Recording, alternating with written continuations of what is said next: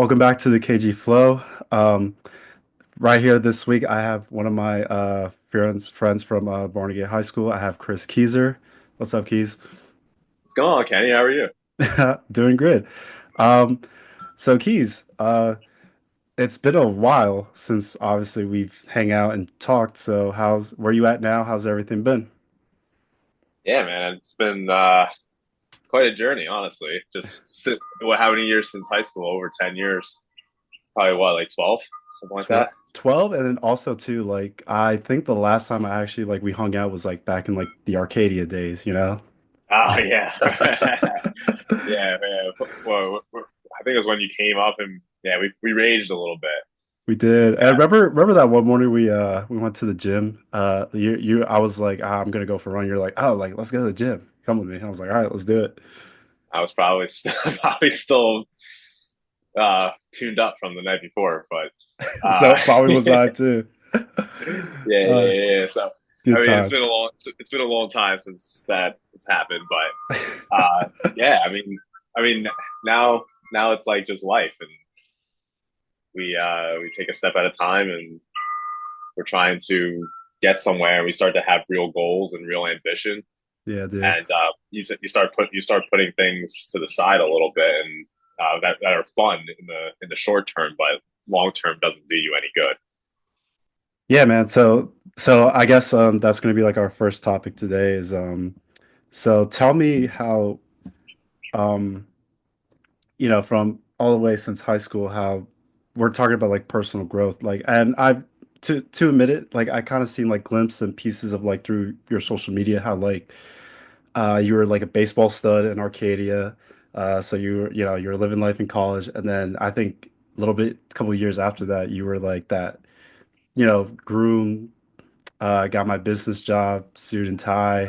But then I think you had like not like say gone dark, but like I think it's like you went like, oh, like what's been up to now, and now I see you here with like the flow, just chilling, relaxing, like you told me. So just explain to me how's everything been for you since like Arcadia.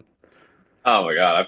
I think that we all go through these deaths and rebirths throughout our whole time. I think if you don't change at all, you are missing out on the evolution of yourself throughout your lifetime. Uh, Sometimes you start off and you have an idea of who you are and what you're about, and you start to see things out in the world. You start to open up to new experiences, new ways of thinking, new ways of living, and it just changes your whole perspective on life, and you kind of just get out of this singular perception of what you think life actually is, and you start to realize that you don't have it all figured out. You don't know what you really want, how you're actually impacting the world around you, and what your actual purpose is in life. So I kind of went through that kind of questioning of who I am, and I've been always been a deep thinker on like who I am and what do I bring to this world, and to a fault, it kind of um, having very deep thoughts about Hmm. where you are headed, and what you've been doing in the short term, and being very hard on yourself, and that how that's affected some of the like some of where I've been. But when I graduated from Arcadia, I went right into pharmaceutical consulting with pharmaceuticals. So I was actually, you get out and you like get a job, and project management, actually being a consultant more on the IT side, but also something that touches the whole business. You felt like you were important, right? Hmm. Uh, Especially working on something like I worked on Narcan, and that was like serialization, so directly marking the packaging of that drug so that it can be tracked and traced throughout the supply chain. So it promotes safety and efficacy of the actual drugs themselves. And you start identifying with that job, you start identifying with that persona that you put on that mask, but completely neglect what makes you whole and complete, and really starting to identify as a job and just a function in a cog in a as a cog in a machine. So, uh, you know, I left that job in 2019 in March, and I started like a little marketing business with small businesses in my area in Glenside, Pennsylvania, around Philadelphia. Met some great people. Uh, Worked on that for a little bit. Obviously, had no experience. That didn't really have the. It wasn't like I didn't have the ambition. It was just I didn't know what I was doing. I didn't have mentors. I didn't surround myself with the right people. And until I started going into Philly and started meeting those connections. So there was an evolution of like, okay, I'm not this pharmaceutical consultant. Like, who do I really want to be? And I found advertising as something that was so intriguing, was something that actually brought out the creativity that was in my mind out into the world, and it'd be something that I could actually impact the world. So as I was making my portfolio and learning and investing my own money into learning, becoming a strategist in advertising, and while you're a strategist, you're also a creative. You do a lot of wordplay to actually inspire creatives. And it was like identifying with the job, and I've been identifying with that job until just recently, honestly. And we'll get into that a little bit, but there was a lot of growth and there was a lot of step by step, progress I saw, and it looked very linear, right? Hmm. So when you see something that's kind of like um, as a mirage in a way, that some kind of pathway is linear, it's not linear. So there was a lot of ups and downs. There was bad investments. There was bad jobs um, that I was a part of. That it wasn't really bad. It was a learning process, but it was something that got me to where I am, and like it was a lot of trials and tribulations. So when we go into that, we see that I went from pharmaceutical to entrepreneurial type of marketing to advertising strategist, and I was just building this one leg of my life. And Hmm. while the right leg, I would say, was is driving, is growing, it's developing, I kind of neglected this other side of me that was about personal growth and really understanding what I wanted and how I wanted to affect the people around me. So I came up with like I started coming up with a value system with me, which I call Gouge. It's a GOUGE. It stands for growth, openness, unity, grit, and enthusiasm. And I was like, these are the values that I really hold dear in my heart. I mean, everything that I do, every decision that I make kind of surrounds those types of those characteristics and values that I have. So it was something where I was like, okay, what does this ladder up to? And like it came up to, I want to impact. Like, what was it? Oh my gosh, I forgot my own purpose. Uh, All good. that it was to make the world better. That was it. It was just to make the world better, and that was the that was the the most abstract statement that I could have, because I didn't know if I was going to be in advertising and if I was going to impact people with new ideas and new ways of thinking, or looking at a problem that could help them solve a problem through purchasing a product, which sounds so like sounds such a so a bad way, not a bad way to use art, um but it's a way that we help people make a decision, right? And it's Hmm. like to Right. gently persuade people to make a purchase. But in recent times, it was really much affecting like who I am as a person from a personal identity standpoint. So recently, past 2 years, I think I've been going on certain retreats, um, throughout the southern part of the southeast part of the U.S.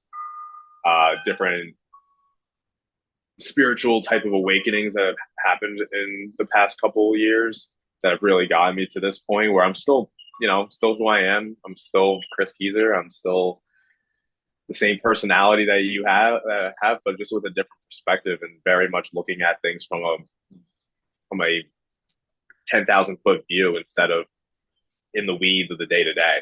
So we can talk a little bit deeper, but that's like more of like the high level uh, situation. No, I gotcha. Yeah, dude.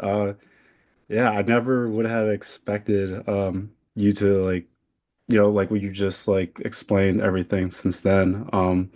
I feel you too because coming from my story, I guess I was we were kind of like on the same path in college. Like I was like enjoying it. I was, joining the frat life and all that. And then when I joined the military, it was a rough transition for me because it was like, all right, now it's like big boy job, career. But then after I got close at the end of my first contract, I was like, I kind of don't like doing this lifestyle. I have like more ambition in life.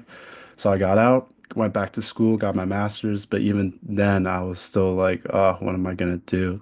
So now I'm just like, just, I kind of just gotta be like, to me, like I'm more grateful now for what I have, and to really appreciate like my younger years while I while I still have them, while we still have them, you know.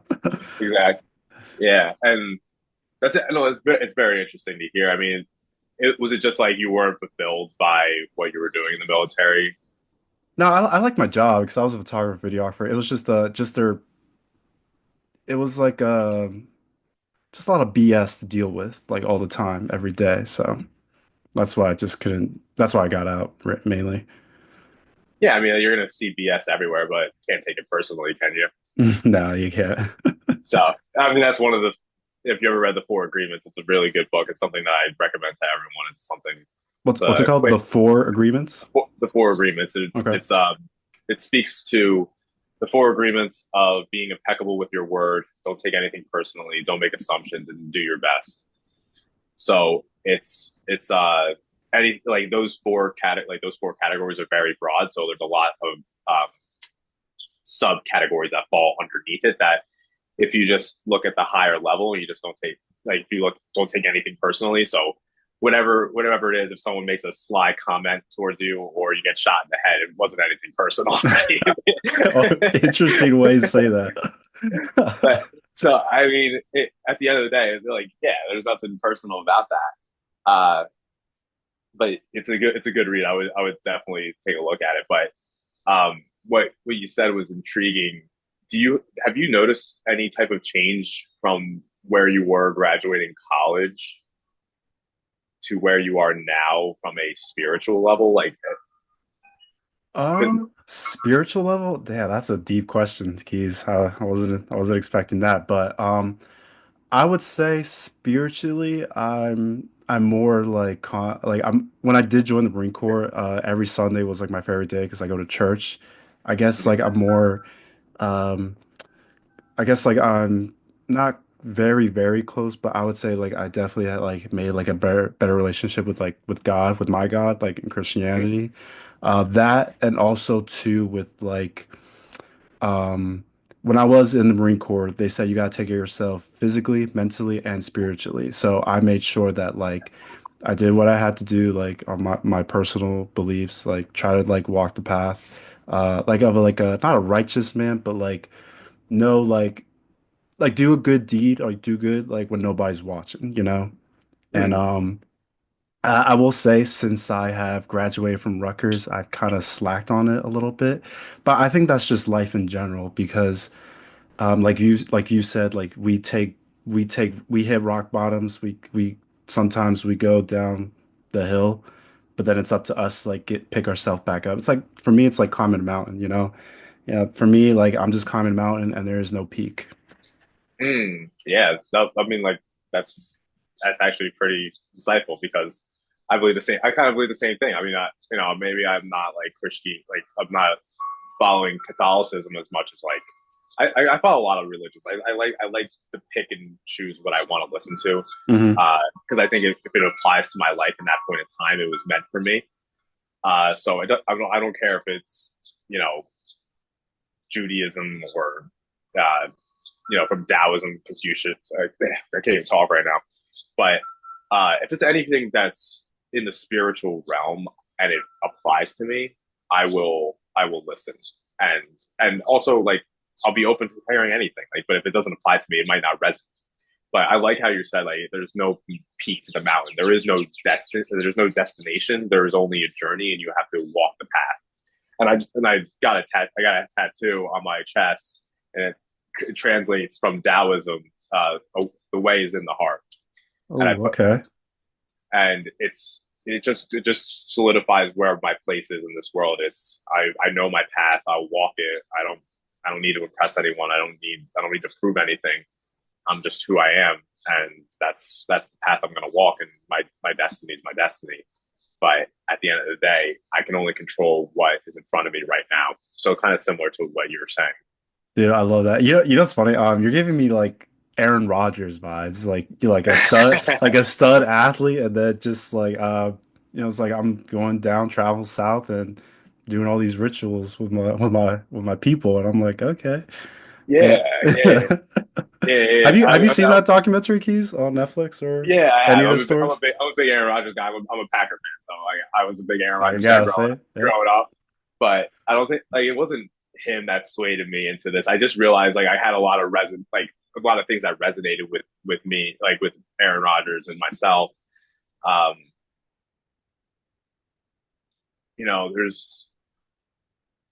there's a lot like to that spiritual thing. Like it's so ridiculous like how he went to a retreat and he brought a camera crew with him doing plant medicine because it's actually a very spiritual thing.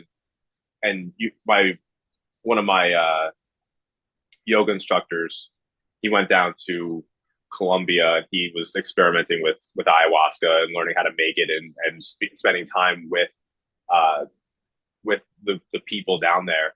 And it comes from two trees. You mix it into something, and what happens is you take it and you purge. You throw up, or you shit yourself. Like in some Hmm. way, you purge. But after you are completely empty, you start having these visions um, to help you see clearly and help you think and contemplate. It's basically a catalyst for contemplation, if you think Okay, about it. gotcha. Yep. So it helps you kind of, as I would sit here and be mentally, still and just meditate. And for me, like meditation, it's not like always easy, but there's a lot of people that have a lot more shit going up in their mind than I do. So, um, yeah, so like some people need that kind of plant medicine to really help them focus in on what they're trying to contemplate in their life right now and what's really blocking them from moving forward. Because in anything, any type of suffering is an attachment to something, right? Um, and that's what the Buddha said. Like the root of all suffering is attachment. So it's it's something that you are holding on to that you have not let go, and it shows in physical ways, in obviously mental ways, like with and even like disease or anything like that. So these people need that kind of catalyst for contemplation to really think through and start feeling into their body what they're actually needing to let go. Okay, that's a I've never heard of that take. That's pretty interesting. I like how you said like attachments to like so if you stay onto that, then it's gonna you said like try to like negatively impact on Yeah, oneself. yeah. Yeah, I mean, there's things that we don't process. We're the only animal, like we're the only mammal or animal. We're an animal and a mammal, but in the animal kingdom that that continuously feels the pain of an event multiple times. If you think about an antelope getting chased by a lion through the desert or through like the Sahara or whatever it is out in Africa, that antelope, if it somehow escapes, Hmm. shakes in catharsis to let go of what just happened, and then they go about their life. They don't think about that ever again. Oh wow, damn. I didn't think So, about that. That shit. so we are so cognitively advanced as human beings compared to an animal that we put ourselves through the suffering of an event over and over again, whether it's the suffering of an event that's happened or the suffering of something that could happen. Like that hasn't happened. So we're always living either in the past or in the future. We stay out of the present moment and really enjoying that childlike mentality that we had where we could hear the birds, we could smell the fresh cut grass, and we could really enjoy the here and now.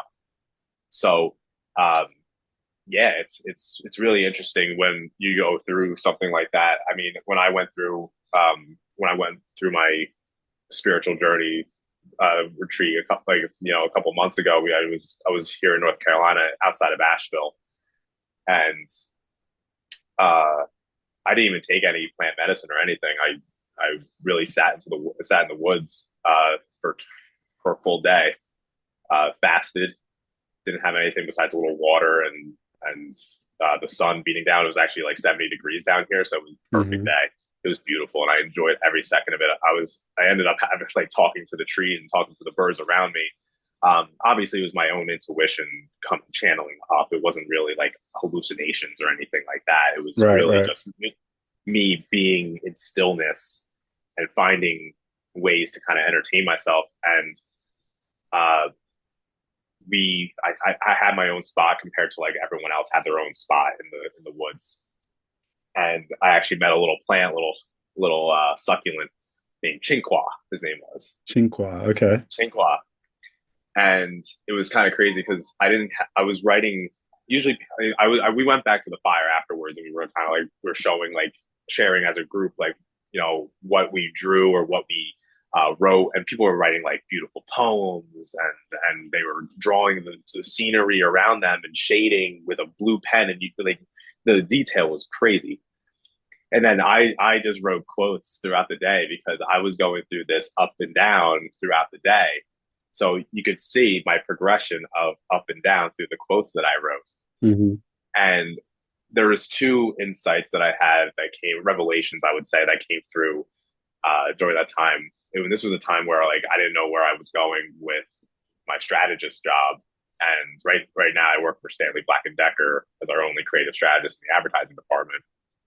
And uh, I was really contemplating where I wanted to be and what I wanted to do.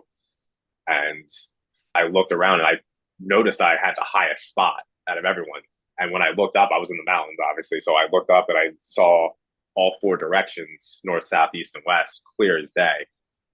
And the first revelation was I'm always going to be me no matter what direction I go in. So it doesn't matter what job I have, who I marry, like where I go from here. Uh, I'm still going to be me. So that was the first one. That was the first revelation, and then the second one, as I was watching the sunset, we were almost ready. The day was almost up, and I felt like I didn't get too much out of the experience. So I went to Chinqua, and I was like, "Why does the world do this to me? Why does the universe always, give me something and then take away, give, take away, give, take away?" And I sit there and I'm watching the sun set, and I just hear my intuition come up in the voice of Chinqua right next to me, and goes, "The universe nor I am doing anything to you. It is you that is creating your own suffering within your mind." Mm, okay. And I was like, "Oh shit!" I was like, "That's such an obvious thing, right? Like, it's like I'm creating my own suffering by making it something like a situation something that it's not, and not enjoying the present moment." So it's kind of like you're overthinking at times. Overthinking one, and then you kind of go through this like analysis, like you're analyzing everything. Um, you know, there's other things like there's other things that came up. There's a lot of things around love and like my idea of love and how I changed that perspective of it. Hmm. And really wanting to not just have like that physical connection and have that drive my relationship, but really have a spiritual and emotional connection first, but with obviously physical tension um, sprinkled in to really solidify whether or not this person actually wants to be with me. So there was that side of it, and then the job thing was another one, but it was a great experience. I'm starting to make a lot more closer connections, and I'm starting to really stand up for who I am and what I stand for, and not really caring what other people think, uh, and just Dude, living my life. preach, Keesser, preach that. Ah, I love that, dude. I love that. Yeah, just living your life the way that you want to live. That's like where that's where you need to like just let go.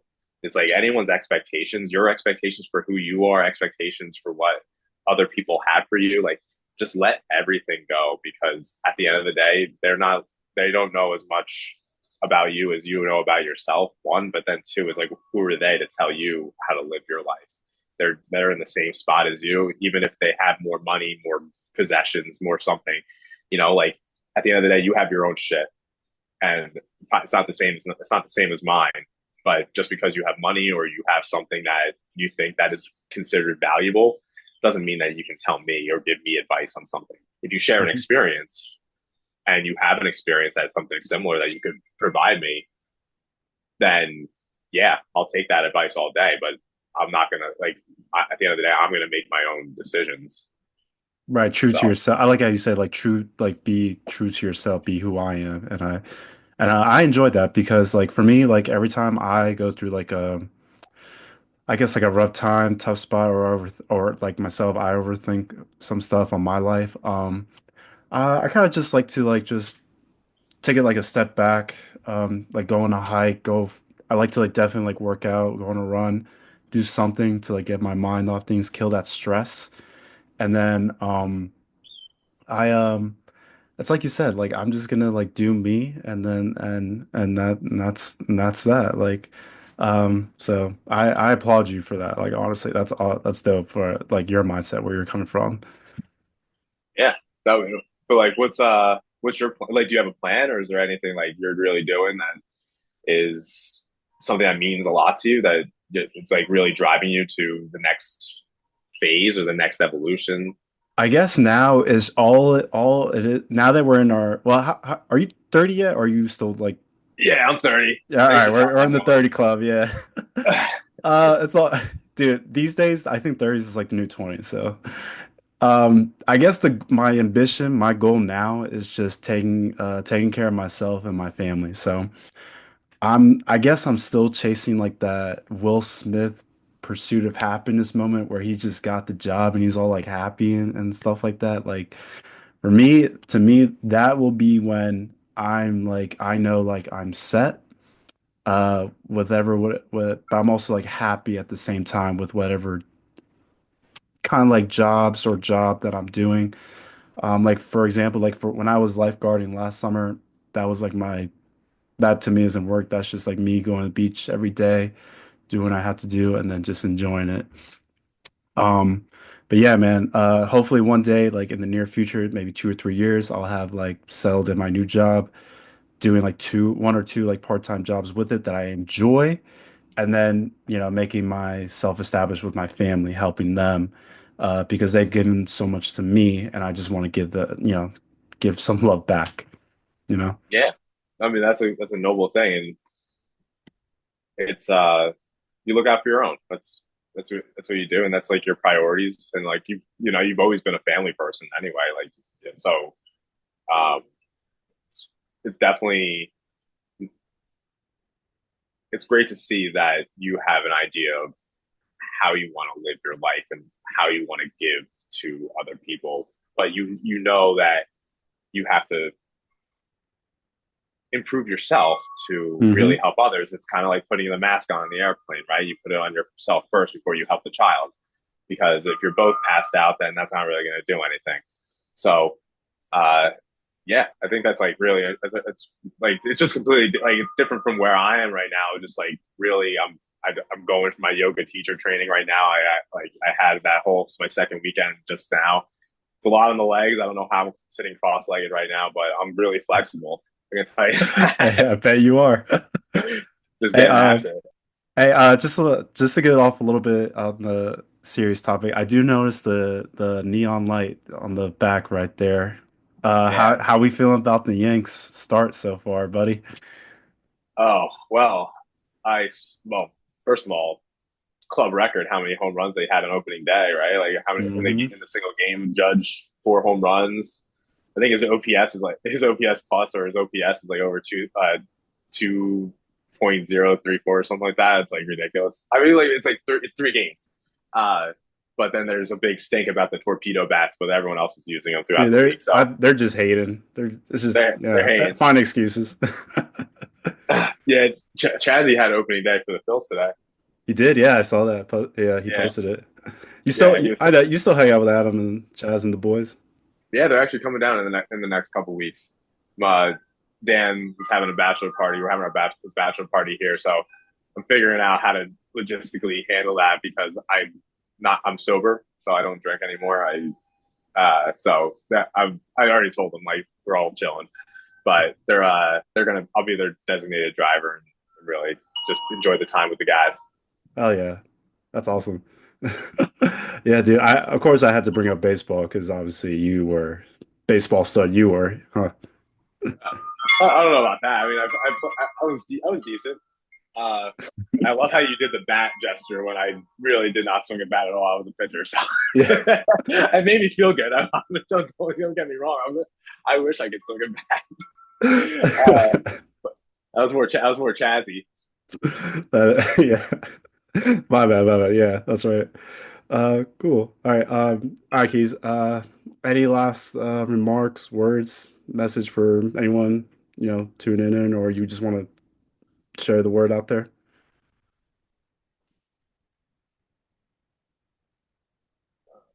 A lot of people say like find your why. I'm just what I want to say when I want to challenge people is like find your now. What could you do now that could immediately change your life? Okay. What think about it, contemplate it, sit on it, get Find back to your me. word. All right. Yeah. Let me know what your now is. All right. I'll definitely do I text you here and there, so I'll definitely let you like keep you updated, be like, yeah, this is what I thought, and thought it was cool. So I'll definitely keep Yeah, that in mind. All right, Keys. Well, thank you again for your time. I appreciate it. Always good to hear back from you.